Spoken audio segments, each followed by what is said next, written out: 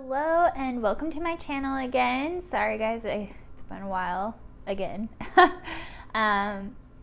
Obviously you heard that I was doing a home remodel, and before I was sitting on the floor or in a camping chair because I'm remodeling my house. But welcome to my channel. Thank you for tuning in. If you're new, welcome. Obviously I'm still remodeling my house. You can't really see, but at least now I'm on a couch. I have countertops again. I have a fridge. I have a functioning house and we are living in it now. Except for it's a hot mess. My office, which will eventually be my filming area, we have no furniture really. We have our closets aren't set up, and so whatever clothes and stuff we have brought is kind of just sitting on the floor right now. We just have our bed and our couch right now. Because we still had to finish the trim throughout.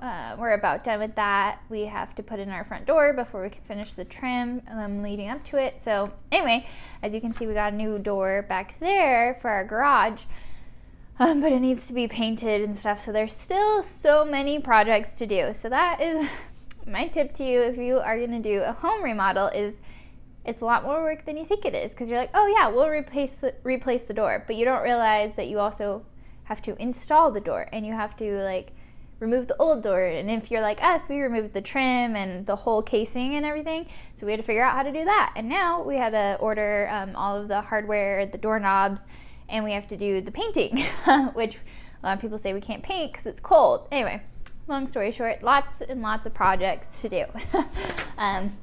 But I'm glad I'm not sitting on the floor anymore and I'm not sitting in a camping chair. But today, Feature Home Friday, we are going to be talking about a Boise Bench fixer-upper.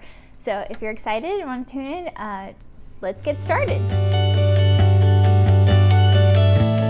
Guys, so this house is from 1948 on the Boise Bench. So it's right down close to downtown and BSU and the river and all that fun stuff. But it's been recently remodeled. It was purchased back in May, and now in December it's back on the market. It is a 5-bedroom, 2.5 bath, about 2,652 square feet, listed for $549,900.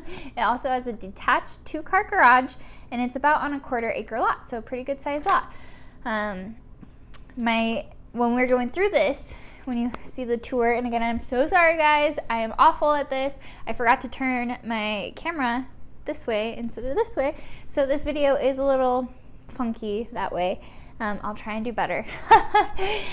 But when you're going through, just pay attention to the fixtures, the updates, like what they have been doing, because when you see a fixer-upper, they can be done incredibly and it's awesome, or it's kind of like a quick turnaround and they just got whatever they could, like at the cheapest cost. But this one, I really think they did a pretty good job. There's some minor defects or maybe minor cosmetic things I would have done differently.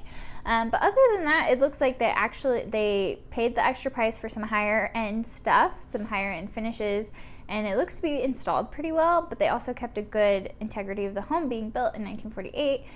They still made it feel nice and open, but the floor plan is still kind of 1948, which I kind of like. We'll see what you think. Everything is cohesive, which is huge, because again, if it's a cheap fixer-upper, they might just buy whatever they can get at the cheapest cost. But this, you can tell that they definitely kept the same theme going throughout and used the same fixtures, and they picked things that matched, and they really installed them well. It doesn't look like they're just kind of glued on there kind of thing. So that's why I wanted to show you this, because it really shows a good fixer-upper and something to pay attention to. Again, we highly recommend you getting an inspection, even with a fixer-upper or even a new build, because you don't know what might be behind the walls that weren't remodeled or fixed it, or might have been missed by a builder and stuff. There might be, for one new build job, there was the sewer line wasn't connected, so the pipe under the house that goes out to the sewer line, it had like a 4-inch gap, and if they didn't have an inspection, they wouldn't have known until obviously it started to smell and stuff like that. But with the inspection, they found that leak and the builder had to fix it, obviously. And so we protect our clients that way. So that's one thing. Always look at the surface first with the fixer-upper things. Make sure it's done well, because that's a good indication that the inside could be done well as well.